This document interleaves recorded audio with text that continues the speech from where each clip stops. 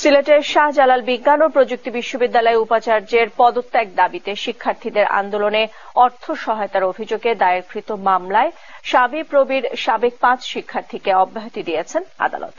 দুপুরে Sylhet metropolitan magistrate 2 আদালতের বিচারক সুমন ভুইয়া তাদের অব্যাহতির আদেশ দেন।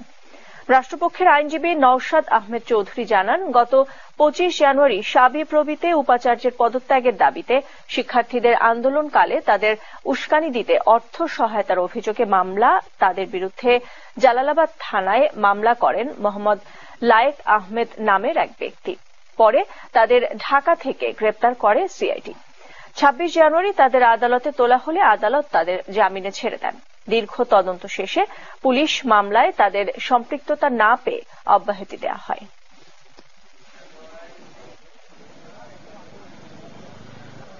আমার কাছে অ্যাজ পার রেকর্ড 2টার তথ্য ছিল আমার কাছে, এবং শুনছি 3টা মামলা ছিল। একটা মামলা ছিল একটা মাদকদ্রব্য নিয়ন্ত্রণ আইনের একটা মামলা ছিল, আর এটা শেষ হয়ে গেছে। এবং পেনাল কোডের যে মামলাটা ছিল, যে আমাদের যে 5 জন ইঞ্জিনিয়ারকে গ্রেপ্তার করা হয়েছিল সিআইডির মাধ্যমে, ওরা চাঁদা দিয়েছিল আন্দোলনকে বেগবান করার জন্য, যে অর্থ সহায়তা দেওয়ার যে একটা অভিযোগের যে মামলাটা ছিল, সেই মামলাটা আজকে শেষ হয়ে গেছে।